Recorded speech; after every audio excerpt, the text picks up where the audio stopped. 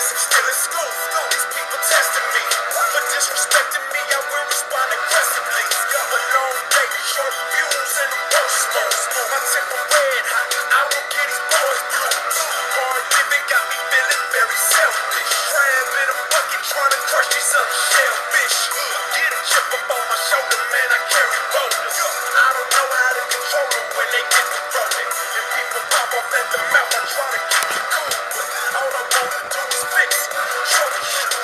Yeah, they say I'm wrong. Get this carries on. Like I claim to have, I probably never own. Empty waiting room, running out of patience. This is. Welcome to Galaxy Radio Namibia, everyone, and I'm your radio presenter and health expert, Dr.Ayesha Mughees, with my segment Galaxy Facts. Today we have a very important topic, which is about anger. It is anger management, and for that we have a coach, an anger management coach, all the way from United Kingdom, from Tristone Coaching and Anger Management, here to enlighten you about how to manage your anger. So we have Tanya Heasley with us. A very warm welcome to you, Tanya.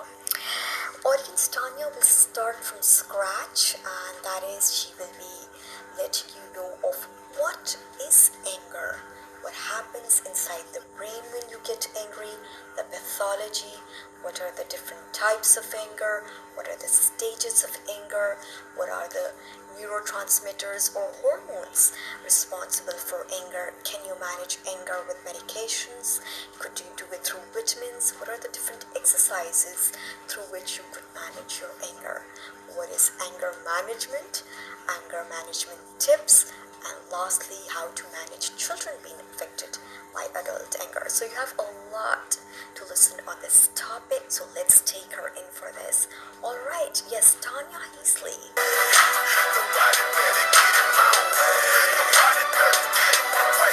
I'm fight, I'm busting, I'm pop, I'm caught up in a rage. Somebody better stop. I'm angry, I'm hating, I'm pushing, I'm shoving. Somebody better get me, cause I'm about to do something. I put down for my respect, but I got no humility. And Jesus paid my debt, why? I reject him willingly. And man, I got some nerve, holding anger in my heart. The Father could have come serve me that beef up out of dark. Not to mention torture, Jesus took my mother's fortune. I've been free from the law, but I'm serving these court orders. Unforgiveness is my pedigree. Say you sorry, better be. It better be mad at you than trying to be a better me. Ain't nothing. It's a pleasure to be here, Dr. Ayesha. Thank you for having me. So anger has multi-layers, therefore it's difficult to define its core characteristics. Nevertheless, it's a universal condition that all human beings experience, and therefore it's neither negative or positive. It's an essential primary emotion that's fundamental to our survival. So that said, while some people perceive anger as an unwanted negative emotion, other people will use it to benefit them. So for example, when anger is activated, the fundamental function of anger is to initiate the fight or flight response.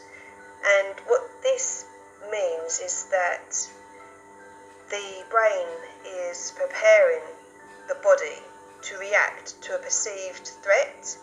And how I like to describe this is that anger is a communicative emotion that's telling you something isn't quite right and that you need to do something about this. So hence the fight or flight response. So if we think that anger is a fundamental emotion that we all need, and rather than viewing it as a negative or a positive, we can consider that it's the behaviour when our anger has been triggered that can be perceived as negative or positive rather than the emotion itself. So for some people, they will draw the energy energy that anger can give someone to motivate a positive change. So to illustrate, when anger has been triggered and the fight or flight response has been activated, or in other words, the survival instinct is instigated, this causes a stimulus in the brain and releases chemicals that will rush around the body, getting our limbs and our heart rate and other organs pumped, ready to do something, to act. And if that energy is suppressed, then fundamentally what happens is it changes the transmitting signals within the brain between the limbic system and the prefrontal cortex. And what that does is it damages the messages that go around the brain. So I like to describe it like an underground tube train map, where the tube has to, like for instance, London Underground has a specific map, and then you've got like the circle line which goes round in circles in London. Then you've got the Central line, and there's the Jubilee line. These are all different tracks that the tube go all over the place in London. But when anger has been suppressed in the brain for too long, it distorts the messages, so it distorts these tracks. So then what happens is that there becomes like a gap, and depending on what part of the brain's been affected, usually it's the emotion part and our memories, and that can cause depression because the message is not getting to where it's supposed to get to within the brain. And through anger management, because the brain is like neuroplasticity, it's a muscle which can be developed and essentially kind of healed. It's the tracks within the brain messages can be rerouted so that a patient can come out of depression. So you mentioned whether I would recommend someone getting medication. That's hard to say on an individual basis. It's different for everybody. It depends on how severe their brain is, what trauma they might have gone through, how long they've suppressed their anger for. So it's really, really hard to say whether someone should actually go and get medication or not. But for someone like me, who can help people who are like at the lower level stages of anger issues, so it's not really affecting their body too much, I would recommend people seek help. And there's something that I do actually offer is an anger management evaluation form, so that there's a list of questions that an individual can go through to determine whether they're in need of anger management coaching with someone like myself, or if it's really, really severe and medical intervention is required. So why do some people get more angry than others? This essentially has to do with state or trait anger, and depends on what's actually happening in terms of their characteristics. So it's hard to actually say why someone would get angrier than others. I mean, because the question is what makes someone get angry. If we come back to defining anger, the characteristics, a lot of people can be angry, but you wouldn't know it. And that's because their anger is internalized, so they're holding their anger in.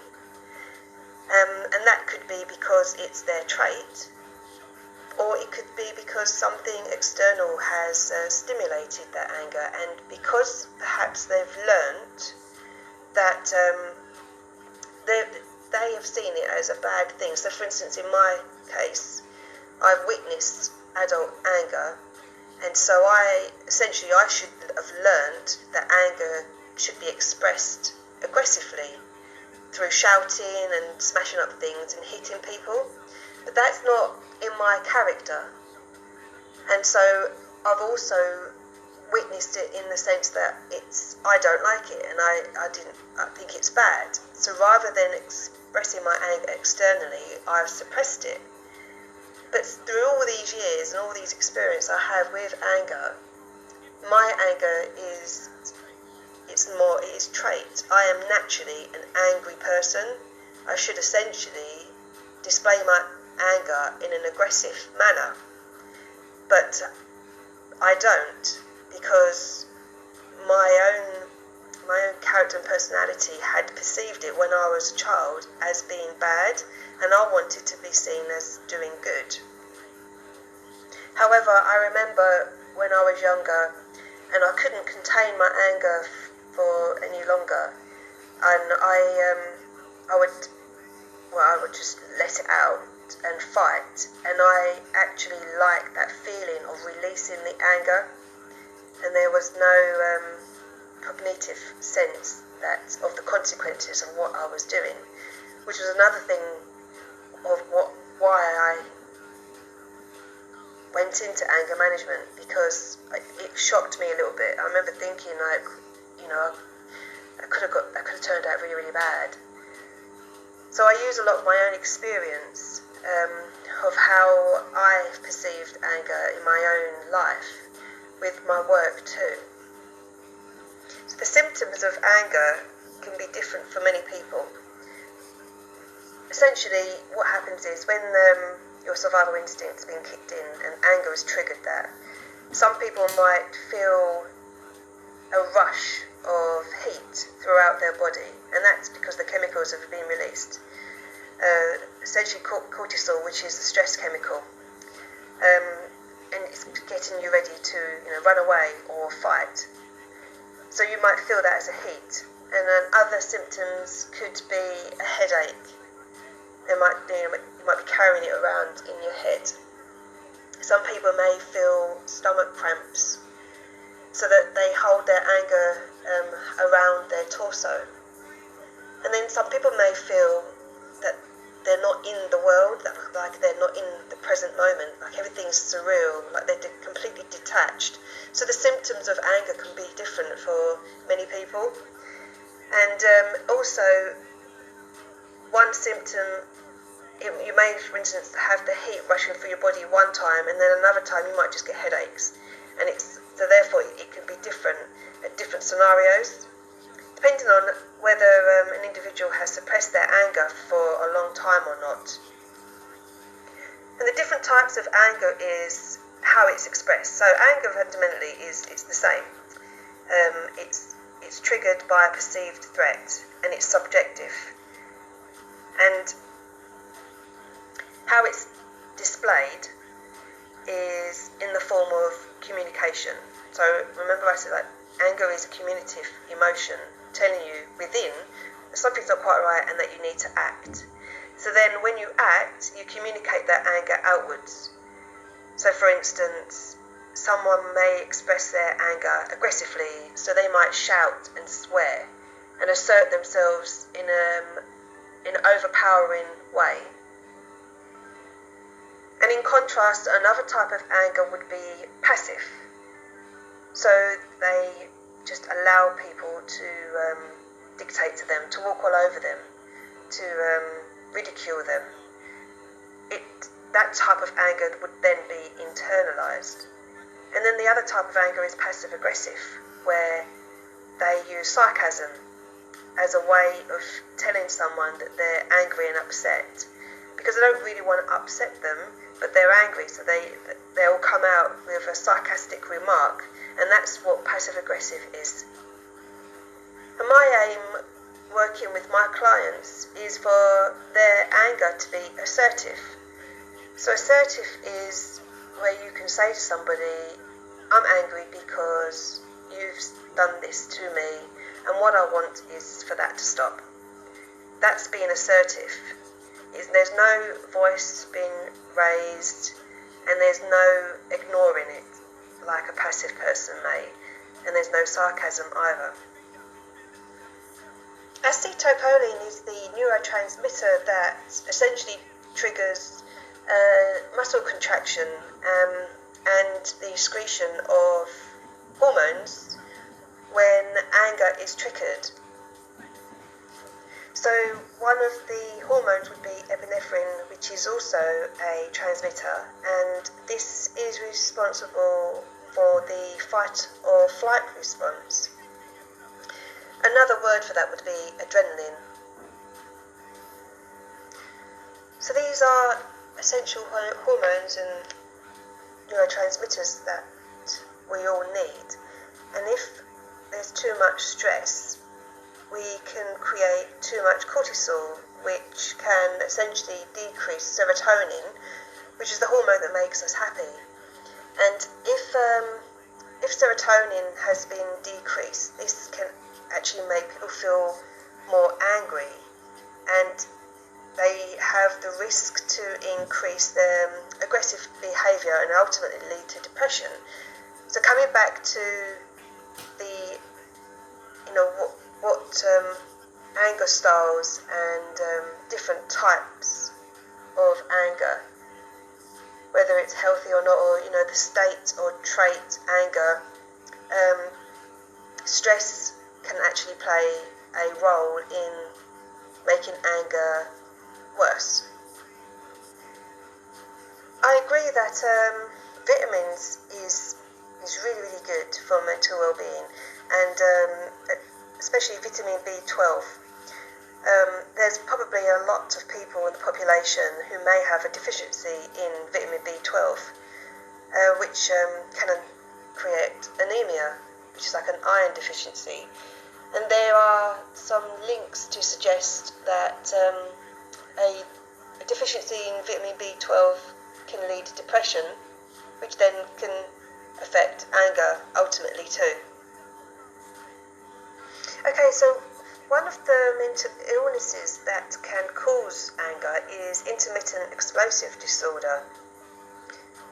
This is essentially an impulse control disorder where the individual may have sudden episodes of anger that is not linked to a perceived threat. Although they may feel threatened or even attack others. And intermittent explosive disorder is multidimensional with a combination of different components that may cause it, such as genetic factors or physical factors and environmental factors. Something else is the oppositional defiant disorder, which essentially affects school-aged children and children that have ODD are often easily annoyed by others. Other causes of anger are depression. I mentioned before that suppressing anger for too long can fundamentally alter the brain chemicals and the neurotransmitters, affecting the messages to the parts of the brain that make an individual feel happy. So depression is a symptom of that type of anger, and bipolar disorder could be also a mental illness that causes the dramatic shifts in an individual's mood. Post-traumatic stress disorder as well, because this again comes from suppressing the anger. For the individual hasn't actually allowed the energy that the anger has created outwards, and they've kept it within, so they've suppressed it. And another form of mental illness that can be a symptom of anger is grief. And while anger is a normal emotion everybody needs to have, and it is part of the grief cycle when someone goes through a bereavement of one, anger is a fundamental element that that individual will go through. if they don't go through the anger stage and they suppress it, then that ultimately can develop into depression. So there's like this anger cycle that happens here. This could be in the same sense, the loss of like a job, or losing a home. It doesn't have to actually be a person. So bereavement and grief doesn't have to be the death of someone. It can be the death of a situation or a circumstance that can cause the individual to go through a grief cycle, or the stages of grief, and anger is part of that. So many anger management experts describe anger to go through stages. So the stages are annoyed, frustrated, infuriated, and then hostile. For me, with my clients, I see anger in a different way. So if anger is deconstructed, usually there's other emotions underneath. And in my experience, what I've seen in a lot of people, and in myself, is that underneath my own anger is usually fear or hurt. It doesn't matter which way. It can be fear then hurt, or hurt then fear. So something has happened, say for instance, in the past, and I was hurt. And then when my anger's been triggered, I fear that hurt again. So rather than go through hurt and fear, I might go straight to anger. Whereas the stages of anger are the feelings. And something that I teach my clients is that you have the emotions and then you have the feelings. So anger is the emotion, and then the feeling is annoyed, frustrated, infuriated. So for instance, if hurt is the emotion, then the feeling would be upset, rejected, disappointed. And the reason why I explain it in this way is because it's about communicating what you're feeling in a concise and assertive way without falling into an argument with somebody. And many people may use the silent treatment. This depends again on state or trait, anger, and the individual person that is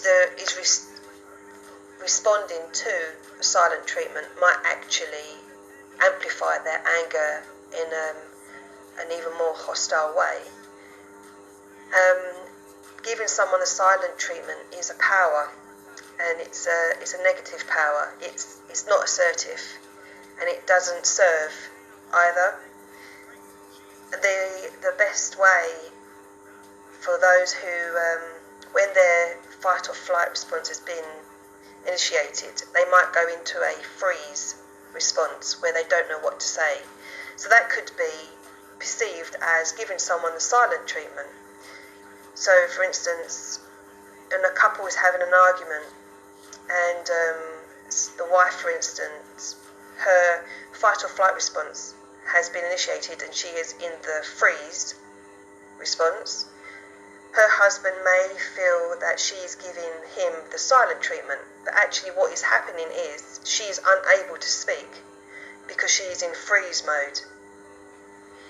And for many couples, when this happens, the other participant in that relationship may feel rejected or even more angered, and will probably almost essentially start bullying back for a response. But when somebody's in freeze mode, what they need is just time for all the chemicals and the hormones to regulate better around the body, so that brain can function more clearly, and then they're able to respond. But if someone's chosen to give the silent treatment on purpose, and some people may feel that does benefit them, it isn't assertive. It's not an assertive way to communicate with somebody. It's basically taking the power away from the other person, so there is no equality, there's no partnership. It's off balance, and this can actually perpetuate more anger within the relationship and more arguments. So I would not recommend giving the silent treatment on purpose. But if an individual is in freeze mode, then perhaps when they've come out of that, to explain to their partner, I was unable to speak in that moment. And if I do this again, just give me time until everything's regulated a bit better within me, and then we can talk about it. So what is anger management? Anger management, it's essentially emotional regulation. It's being able to regulate the symptoms of anger, what it does physically. Anger management is essentially about thinking and giving time to think. And I appreciate that for a lot of people, when their anger has been triggered, there is no thinking, and that is because the survival instinct has been activated, and they want to react. They either want to get away from the danger or they want to attack it. And so this is a process that a person needs to go through. Anger management is a process. It isn't something that's going to be remedied overnight. It's like an exercise. It's like going to the gym. If you want to strengthen your legs, you work on your legs. You go for a run, and at first the legs may feel a little bit weak and painful, but the more running an individual does, in time their legs get strong, and before that person knows it, they can run quite far and quite fast. And so anger management is essentially the same sort of thing. It's a process. It's something that stages that can be done every single day, little steps that can be changed, can actually transform how somebody manages their anger and how they can express their anger in a more healthy and positive way. I would definitely not want to cure someone from anger. I mean, that it's not possible, because it's a fundamental emotion that we all need. It's natural, and it is something that keeps us out of danger. Essentially, historically, when we would have been gathering food in woods or forests or wherever, our instincts were always on high alert in case there were wolves or bears around, and we're not in the same sort of danger, or most of us are not in that same sort of danger where we may get attacked by a bear. But it's still in there. The instinct is still in there. So we, in a way, get attacked in a different scenarios, like our character gets attacked by somebody. If someone puts us down or says something horrible about us, that, in a way, is the same sort of feeling of being attacked for our life. So here are some tips on managing anger. The first thing that I always tell my patients, my clients, is to keep an anger journal. And this means at the end of the day to start becoming aware of how your body has reacted to certain situations. So, do you remember feeling sweaty or hot at some point? And if so, what was the conversation, or what was happening before that moment? And start to write that down. And if you can remember what you were thinking as well, then start to write that down. And to do this every single day, and then reevaluate at the end of the week to see if there are patterns forming. So, for instance, some people's anger may be elevated when they're tired. So if they haven't had a good night's sleep, they may feel more grumpy throughout the day. So they might be taking things a little bit more personally throughout the day. Other things that might trigger anger in a pattern form is feeling hungry. They're usually the two main things that can trigger an otherwise normal, emotionally regulated individual who doesn't really have an anger problem, but every now and then just has like a burst of anger episodes. If that is happening, it could be because you're either tired or you're hungry. So for those, get a good night's sleep and eat more regularly. And to start keeping an anger journal. So again, the anger journal is essentially, it gets it out of your head, all the different words, all the different stresses, everything that might be building up throughout the day, and into a journal. And the other part of that is to help you to see what patterns are forming, so that you know what your anger type is and what your anger triggers are. Another essential tip for anger management is exercise. And I can appreciate that some people may not be able to do physical exercise, but what research shows is that not only does exercise increase serotonin, which is the hormone that makes people feel happy, it releases any energy that suppressed anger may still be living within the body. So it's kind of like somatic therapy almost. And another tip is to start sharing with those around you who will not fuel the anger. So if there is somebody that you feel a little bit annoyed with, and you want to restore the relationship with that person, then choose somebody that you can speak to who isn't going to agree, because that's not helpful and that's not going to benefit you. So in a way, it's like finding a support network, people around you who are positive and will just hear what you have to say, so you can just share it. Sometimes sharing how you're feeling with somebody over 5 minutes is really beneficial. Sometimes it's like the thing that actually just helps. Tips for parents is, don't take it personally. I mean, this is something I teach in my anger management courses anyway. It's about taking things personally. It's a golden rule for anger management, and it's linked to what's called the shadow, which is something that's in us that we hide, and we denying it or repressing it, and we can see it in other people.